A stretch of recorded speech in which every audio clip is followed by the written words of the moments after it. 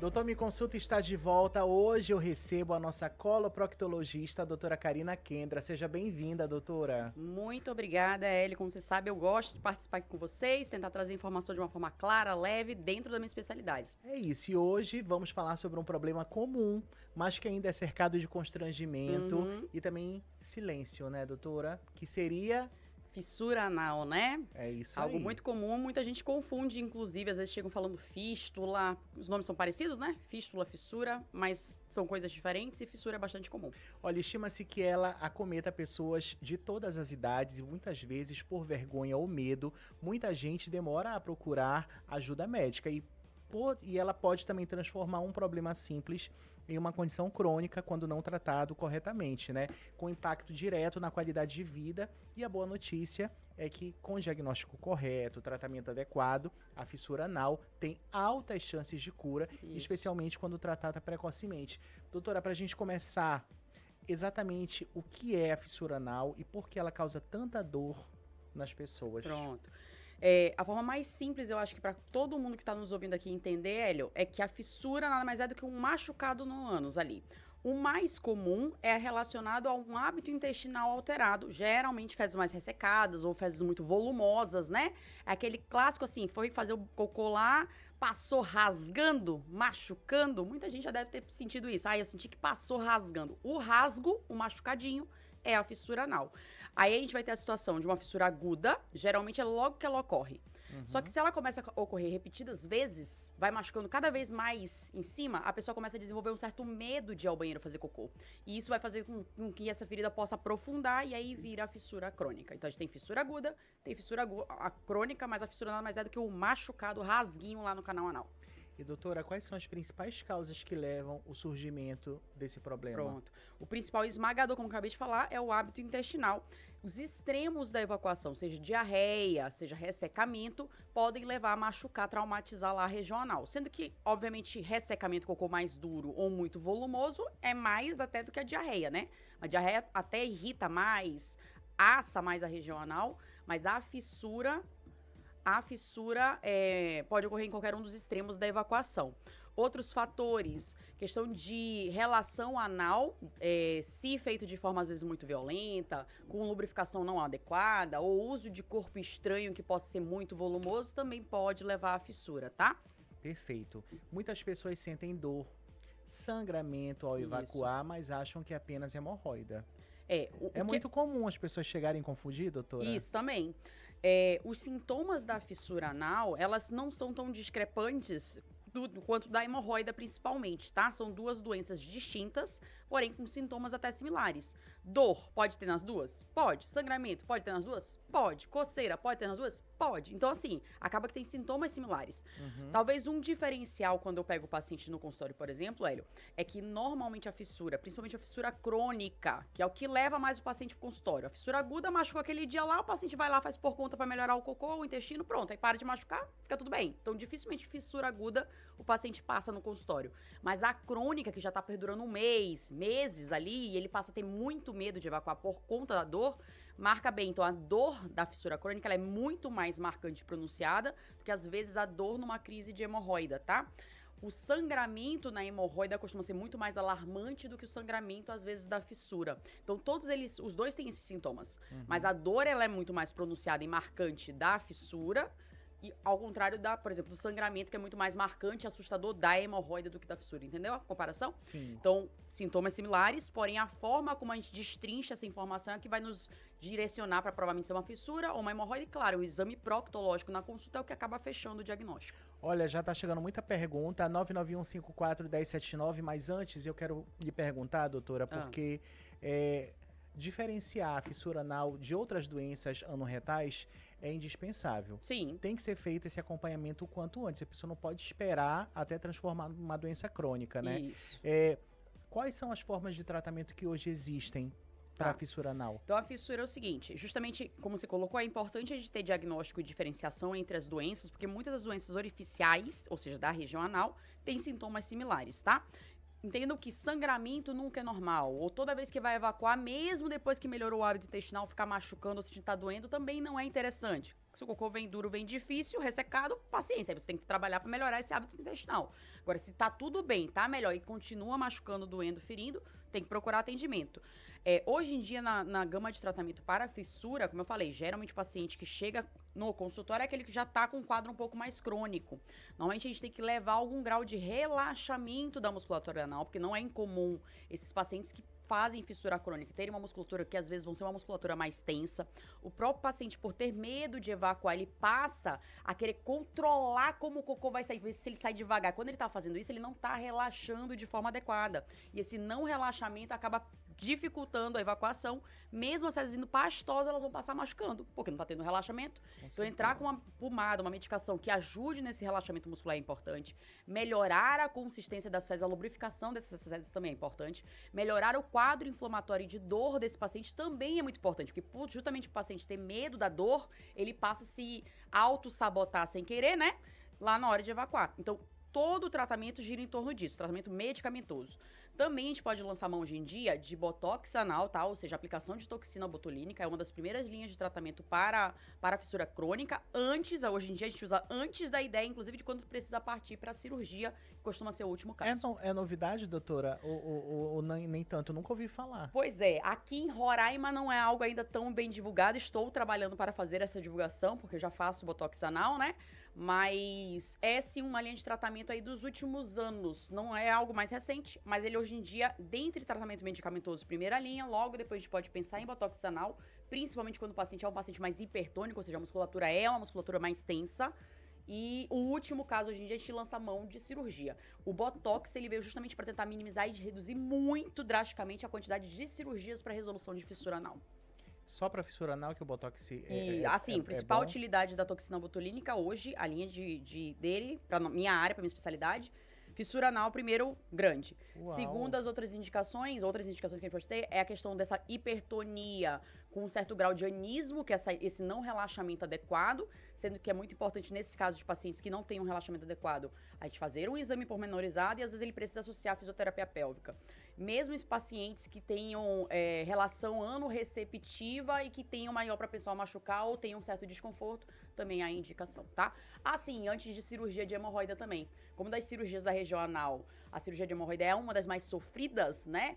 15 dias antes da cirurgia, num paciente que tem a musculatura também muito tensa e que provavelmente teria um pós-operatório muito mais sofrido, você pode fazer toxina botulínica no intuito de minimizar esse pós-operatório do paciente. Fantástico, doutora. Nossa, trazendo novidades aqui pra gente, doutor, me consulta. Olha, o Roberto Pacheco, lá do União, tá por aqui, e ele fala: boa tarde, doutora, tenho hemorroidas e percebi um pouco de sangramento no vaso sanitário após evacuação. Existe alguma relação, doutora, entre hemorroida e fissura anal? A gente falou que são muito parecidas, né? Em si, muito difícil. Hemorroida é uma coisa, é uma veia dilatada. Todos nós, eu explico sempre que a gente tem veias no corpo todo. A gente também tem veias na região anal, a gente chama de mamilos hemorroidários. Quando essas veias estão mais tufadas, dilatadas, e às vezes elas já ficam pronunciadas, evidentes, isso é o que a gente já conhece como doença hemorroidária, né? E aí, dentre sintomas da doença hemorroidária, uma das que pode acontecer é sangramento. O sangramento que não vem com dor, não vem com desconforto, o paciente se assusta de ver do nada sangue no vaso, geralmente me faz pensar em hemorroidas internas, que é muito comum, principalmente nos homens, tem mulheres também, mas os homens são danados para enrolar no vaso sanitário com celular. A fístula também, né, doutora? A fístula, ela também pode dar uma impressão de sangramento, mas até mais comum ver pus, secreção de pus purulenta do que sangue, mas pode acontecer, tá? Não é tão incomum também, não. De qualquer forma, na hemorroida, a pessoa sentou e de repente esguichou, percebeu que uma coisa esguichou no vaso, atingiu o vaso de sangue ali, pensou: meu Deus, tô morrendo. Se é uma pessoa que costuma enrolar sentado no vaso com jornal, com revista, com celular, que hoje é o campeão hoje em dia, e eu percebo que homens jovens fazem muito isso. Grande chance de você ter hemorroida interna, e as hemorroidas estão sendo muito forçadas, uma hora ela dá uma rompida. Ainda mais se as fezes vierem de uma forma que possa traumatizar ou machucar essa veia. Mas a fissura é uma coisa, hemorroida é outra coisa. Olha, a ouvinte não quis se identificar, lá do Caçari. Doutora, toda vez que vou ao banheiro, sinto uma dor tão forte que parece um corte vivo e às vezes sai sangue no papel. Tenho vergonha até de comentar com o médico porque isso está acontecendo comigo. Então, aí a característica da forma como ela descreve fala a favor de uma fissura, tá?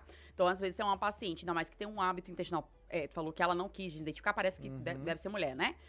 Mulher costuma ser mais constipada ou tem o intestino mais preso que homens, em geral, tá? Sim. Então, vamos supor que por ser mulher, já de repente tem a tendência a ter um hábito intestinal pior, às vezes não consome alimentos que estimulam o intestino a funcionar, não bebe muita água, e aqui Roraima precisa beber bastante porque é muito quente. Aí o cocô já costuma ser mais ressecado, mais duro. Leva 3, 4 dias pra ir no banheiro.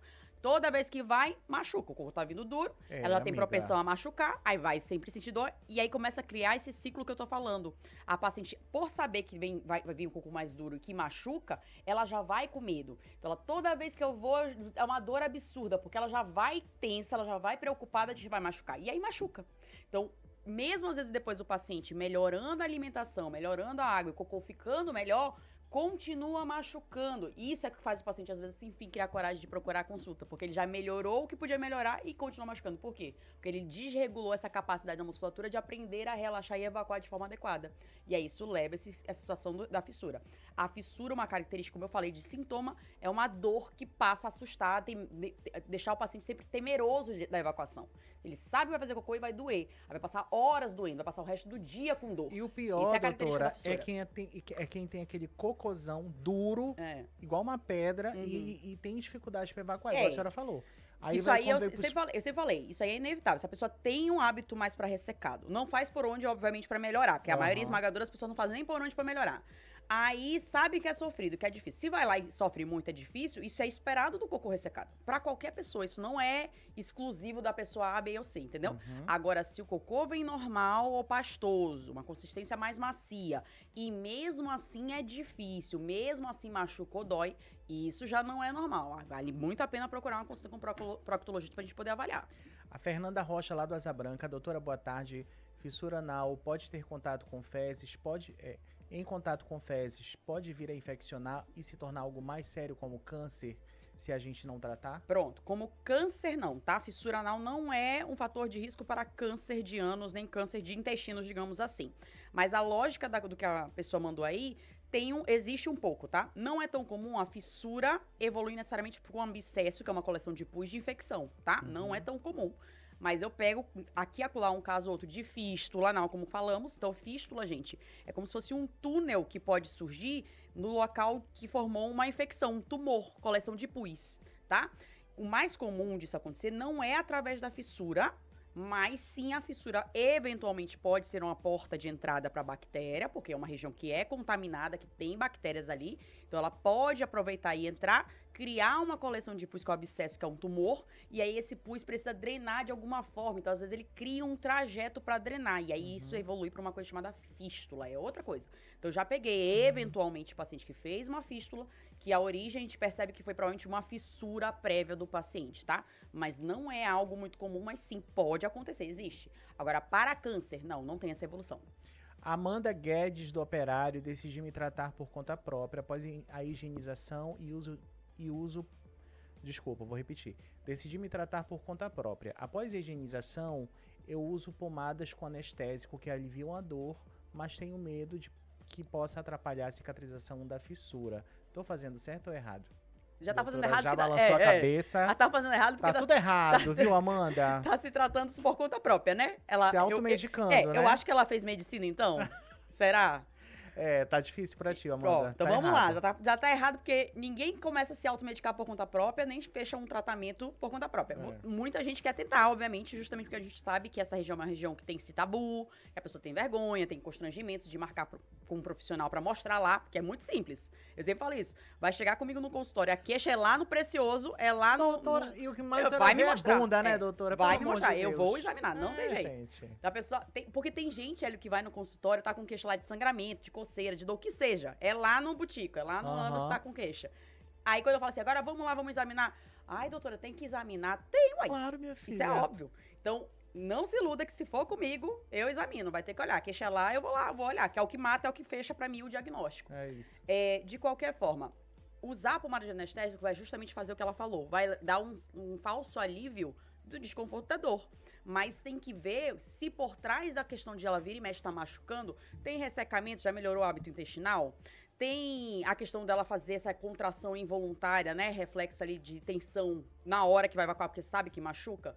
e aí precisa ter um relaxamento dessa musculatura. Sim. As pomadas que ela vai comprar em farmácia que tem anestésicos, nenhuma delas leva relaxamento da musculatura, tá? Então, o correto, ainda mais que um paciente faz fissura de repetição ou tá com uma fissura crônica, é passar com um especialista, com coloproctologista, que aí a gente vai passar o tratamento de forma adequada, a gente vai fazer o acompanhamento de forma adequada. Não é incomum, Hélio, quando eu faço tratamento medicamentoso dos pacientes com fissura crônica, eu sempre explico que às vezes com 10 dias ali já tá mais confortável, já não tá mais com dor, não tá mais com sangramento, mas a fissura ainda não fechou. Ele volta comigo com 30 dias, com um mês pra eu reavaliá-lo, a fissura tá terminando de fechar, ou já fechou. Mas o prazo pra fechar pode ser de 30 a 60 dias. Passou de 2 meses e não tá resolvendo com o tratamento, aí sim eu tenho que ponderar outras opções. Ou chegou com 30 dias comigo, não melhorou nada, já tem que ponderar outras opções. Fissura, ela não precisa de cirurgia não, né, doutora? Último caso hoje em dia. Existe situação de cirurgia, mas hoje em dia ela caiu muito a demanda de cirúrgica, porque antes a gente tem a questão da aplicação de toxina botulínica, entendeu? Olha, Como opção. Fantástico, né? Entendeu? Aí ela faz justamente esse relaxamento da musculatura de forma temporária por uma média de 5, 6 meses. Depois disso o efeito da toxina passou. A cirurgia, a proposta cirúrgica da maioria das situações de fissura é por causa da hipertonia anal, que é a musculatura muito tensa, muito forte. Então, na cirurgia padrão, a gente corta parte desse músculo. O que eu cortei de parte desse músculo, a gente não consegue mais reverter depois. Tem que se pensar que com a idade, a pessoa lá na frente sendo idosa, a musculatura naturalmente vai ficando mais fina, mais fraca, mais frágil. Então, se agora ela tem um músculo bom e forte, lá na frente não vai ser toda essa potência. Então, eu cortando o músculo aqui, eu posso estar prejudicando esse paciente, às vezes, daqui mais uns anos, 30 anos da vida dele, 50 anos da vida dele que seja. Principalmente mulher, tá? Homem não tanto, mas mulher mais. Então, hoje em dia, se a gente pode evitar procedimentos que possam, que possam prejudicar a função da musculatura anal a longo prazo, ou seja, possa preservar músculo anal, é melhor. Hoje em dia a proposta é melhor que cirurgia, então, da fissura, que é cortar o músculo, é fazer a toxina botulínica antes, né? Perfeito. Jéssica Andrade, eu sofro com prisão de ventre desde criança, depois da gravidez passei a sentir muita dor ao evacuar. A minha fissura anal está relacionada com a pós-gravidez ou períneo ou algo do tipo, doutora? É muito difícil às vezes a gente tentar elucidar quando 4 linhas aí que foi escrito numa conversa assim, num bate-papo aqui no Isso coisa, né? não troca por uma consulta Exatamente. presencial, Então, gente. outra coisa que a consulta eu consigo destrinchar diversas informações. Ela coloca aí que desde sempre tem um hábito intestinal constipado. Desde Com a gravidez, criança. provavelmente piorou ainda mais. Tem que se saber, nossa, se eu te falasse assim, que tranquilo, uns 80% dos pacientes que eu pego, que a queixa é constipação, 80% mais ou menos. Tô falando grosseiramente da minha vivência, tá, Hélio? Quando eu pergunto, meu intestino é ruim, eu levo uns 3, 4 dias pra ir, eu vou uma vez na semana. Eu falo assim, costumo comer fruta, verdura, salada, alimentos que estimulem o intestino a funcionar? Aí a pessoa já faz uma careta. Não. Pouco. Pouco quanto? Não, como? Quantas vezes na semana? Umas 3 vezes. Entendeu? No mês. Aí, água, toma quanto de água por dia? Aí a pessoa já faz outra careta. É pouco, doutora. Ou não muito. Muito é quanto? 1 litro, 1,5 litro. Eu falo, não, isso é pouquíssimo. Entendeu? Então, já começa que pra maioria das pessoas, o hábito básico, que é a alimentação e água, que ajuda em boa parte desse grupo que eu tô falando, entendeu? Agora, quando a pessoa chega comigo falando que já come todo dia fruta, verdura, salada, tem salada todo dia na refeição, toma muita água, faz atividade física e não sei o que, e o intestino não é bom, aí sim são outros 500. Aí sim eu já sei que eu vou ter um pouco mais de trabalho para esse paciente. Então, uma pessoa que tem o intestino que é ruim desde sempre, porém, não sabe dizer se ela mantém hábitos que ajudem a estimular o intestino. Depois da gravidez, com toda a conturbação da parte hormonal e da amamentação, se ela ainda estiver amamentando, aí é que piora mesmo o intestino, entendeu? Olha, tem muita pergunta. Ana Paula, lá do São Vicente, tenho medo de ir ao banheiro porque sei que vai doer, doutora. Pronto. Acabo segurando, mas parece que isso só piora. Exato. Essa prática de segurar as fezes faz piorar a lesão. Faz. Eu sempre coloco para os pacientes, quando eu pego paciente no consultório de fissura crônica, como eu falei, a galera da fissura crônica é a que chega, ou fissura de repetição. A fissurinha aguda que acontece aqui e acolá, o pessoal não chega no consultório, não. Mas a crônica chega. Aí eu sempre dou o exemplo seguinte, o paciente passa a se auto-sabotar como? Porque ou quando ele sente a vontade, ele sabe que vai doer, aí ele começa a segurar pra não ir agora. Ai, não, tô com medo, não vou agora não. E segura pra inibir a vontade. Tiro no pé. Aí, depois de algum tempo, ele entende que isso tá errado. Porque se ele segurar, é pior. Porque o cocô vai ficar mais tempo lá parado, mais ressecado, mais duro. E aí é que vai sair rasgando mais ainda. Ou passa a ser o que o paciente faz? Aquilo que eu falei. Então, na hora que ele vai, ele cria coragem, pensa, não, eu tenho que ir, eu preciso ir, porque se eu não for vai ser pior. Mas ele vai querendo controlar pra ver se o cocô sai devagar. Quando tá fazendo isso, a pessoa não está relaxando. Então vai machucar do mesmo jeito. Tu entendeu a lógica? Entendi. Então são duas vias que a pessoa tenta ver se minimiza o estrago, mas não minimiza. O segurar é um dos piores, inclusive. Olha, eu tenho uma amiga, que eu não vou citar, que ela tem vergonha de fazer na rua, doutora. Aham. E quando ela tá com o namorado, principalmente, eles vão, né, final de semana, sei lá, uma programação diferente, Sei. e vão dormir juntos. Aham. E aí ela, "Ai, eu não fiz desde ontem, tô segurando porque tenho vergonha e tudo. Pronto, não pode. Eu tenho um cocôzão, Pronto, não entendeu? Aí eu tenho medo de ficar preso lá no De vaso entupir o vaso. sanitário. Cocô em top vaso. Ai, meu Cocô em Deus. top vaso também é a ideia do volumoso que a gente tá falando, né? É Então, isso. gente, provavelmente é um cocô que causa fissura. Já tira por aí. É. Mas, de qualquer forma, a ideia básica é essa parte psicológica, e infelizmente nós, mulheres, somos treinadas desde criança de forma errada quanto à situação do pudor pra fora de casa, né? É. Ah, se é um banheiro público, não pode usar o xixi aquela coisa, porque a gente não pode sentar e encostar no vaso, aí já não faz xixi direito, faz xixi respingando tudo. Não esvazia bem a bexiga, inclusive, tá, gente? Você sentar confortável pra fazer o xixi, mulheres, você consegue tentar esvaziar toda essa bexiga. Se você não encosta, você tá tensionando musculaturas pélvicas que provavelmente vão fazer com que esse xixi não saia completamente da bexiga, aumentando o risco de infecção urinária, tá? Além disso, pra fazer cocô, né? Aí que não faz mesmo. É. Infelizmente, eu não tenho como trabalhar o psicológico de ninguém. Eu fiz um vídeo nas minhas redes sociais que era justamente tentando dar dicas de como tentar minimizar essa ideia do fazer cocô fora de casa. Primeiro de tudo, não tem jeito. É a cabeça da pessoa e a pessoa tem que trabalhar e tentar aceitar que todo mundo faz cocô. Todo Até mundo faz. pra isso você precisa de terapia, né? Acabou, né? Então, todo mundo faz. Todo mundo nasce ali com precioso. Tem quem não nasce, mas reconstrói, tá? Tem neném que nasce 100 anos, Aham. mas vai reconstruir porque tem que ter anos. E faz cocô. Solta, pum. Faz parte, homem, mulher, todo mundo.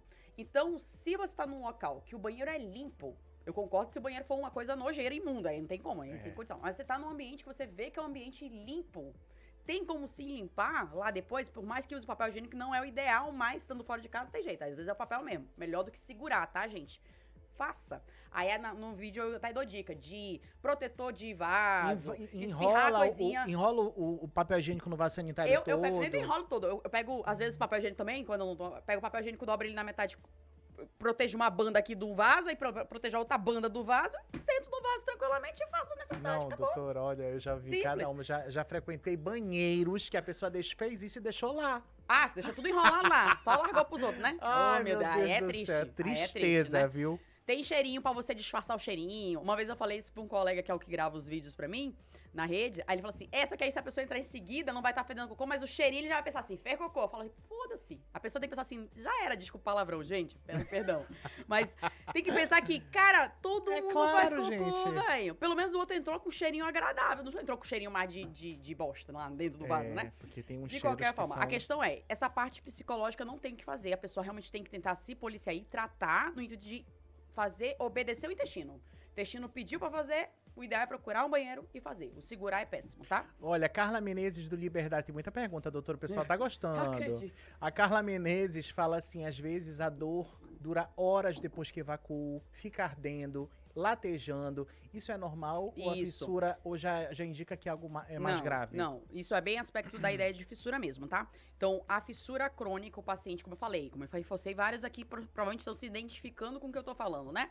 Vão pro banheiro com medo, por mais que tenham melhorado o hábito intestinal, as fezes estão vindo com uma consistência melhor, mas machuca mesmo assim, porque já tá com esse hábito de tensionar na hora que é pra relaxar.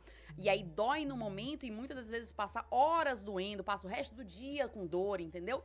Fica incomodando, na hora que vai lavar, sente que arde mais ainda, porque a água ou o xixi, no caso da mulher que a gente mija sentada, né? Encosta na área ferida, por exemplo, aí arde mais. Então isso tudo é característica de sintoma de fissura. Fissura na relação sexual também, doutora?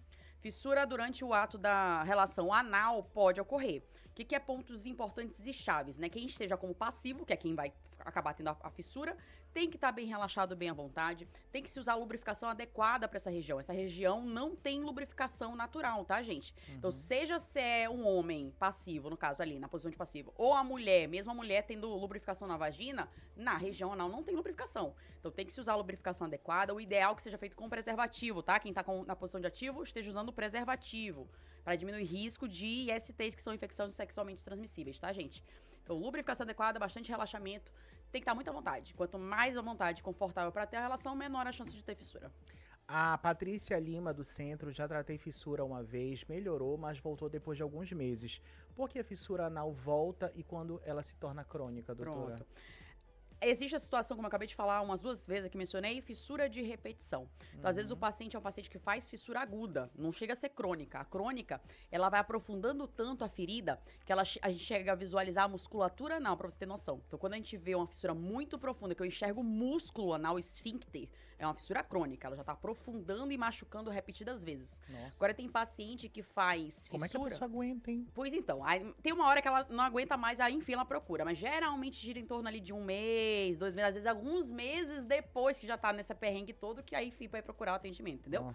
Mas é tranquilo, é pelo menos 1 mês de evolução, assim, que o paciente já tá sofrendo, sabe? A fissura aguda, ela é uma fissura muito mais superficial, que geralmente em 2 dias ali, no máximo 3, ela já fechou. Só que às vezes o paciente é um paciente que, por exemplo, foi lá, fez um tratamento e melhorou.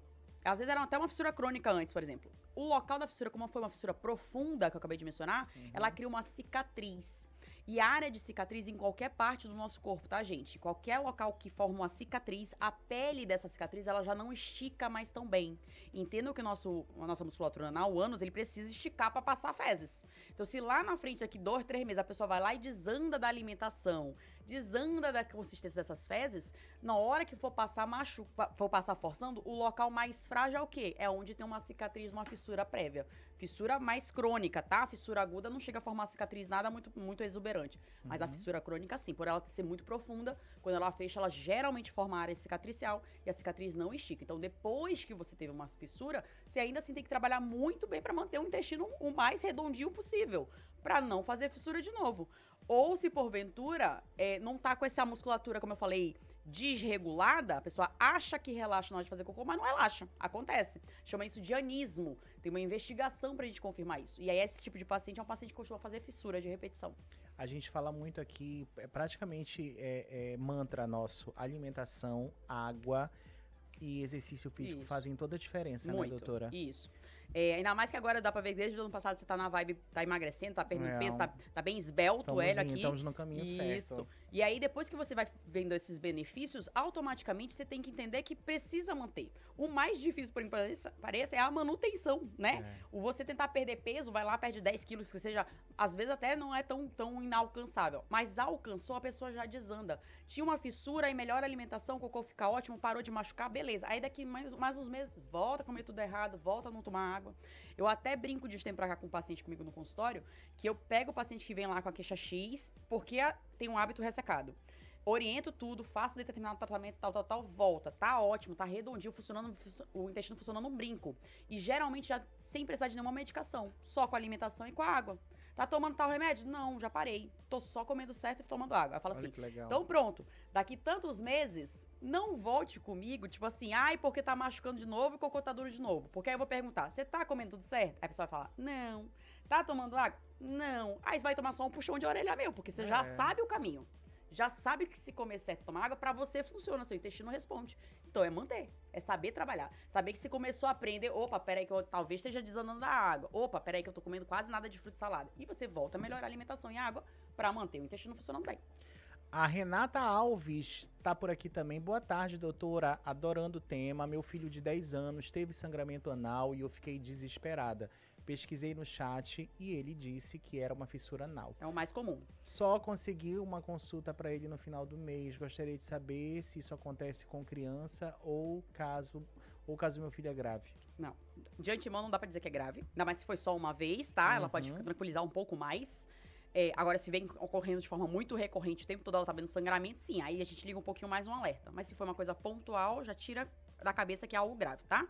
Mas vamos lá, criança. E reforçando aqui já pra quem tá me escutando, que eu só atendo criança a partir de 11 anos de idade, tá? Pra não correr o risco de repente, Deus e o mundo começar a ligar lá depois pra minha secretária querendo marcar a consulta. Só a partir de 11 anos de idade. Mas, de qualquer forma, em crianças em geral, o mais comum é fissura de ocorrer, principalmente a partir ali dos 3, 4 anos de idade. Por quê? Vocês vão pegar a lógica bem rápido. A criança nessa fase de 3, 4, geralmente quando ela já começou a ter o desfraude, ou já tá desfraudada. Então ela já tá usando lá cuequinha ou calcinha, o que seja. Já tem uma consciência corporal de quando tem vontade de fazer cocô, que tem que ir no banheiro fazer o cocô. E aí a criança, qual é o detalhe importante? Ela não para de brincar para tomar água. A criança com essa faixa etária, geralmente os pais já introduziram alimentos mais besteira na vida da criança e às vezes a criança já largou um pouco mais de mão de comer fruta, verdura, salada, Exatamente. que é muito importante, tá comendo mais besteira. A criança não para de brincar na hora que ela sente vontade de fazer cocô, porque ela tá brincando e aí ela já sabe que se ela segurar, ela inibe a vontade. Esse tipo de coisa tem que ser conversado com a criança justamente nessa época inicial para evitar que ela fique com o cocô mais ressecado, mais duro, mais difícil, porque na hora que, enfim, ela começar a acontecer isso e machucar ela, aí ela começa a inibir por medo de evacuar. Porque ela percebe que toda vez que tá indo, o cocô tá vindo muito difícil, tá muito sofrido, tá duro, machuca, dói sangue, ela vai fazer o quê? Ela vai ficar com medo de ter dor. Então ela segura. Aí ela passa a segurar não só porque tá brincando qualquer coisa, ela passa a brincar, a segurar pelo medo de fazer cocô. Então vira uma bola de neve.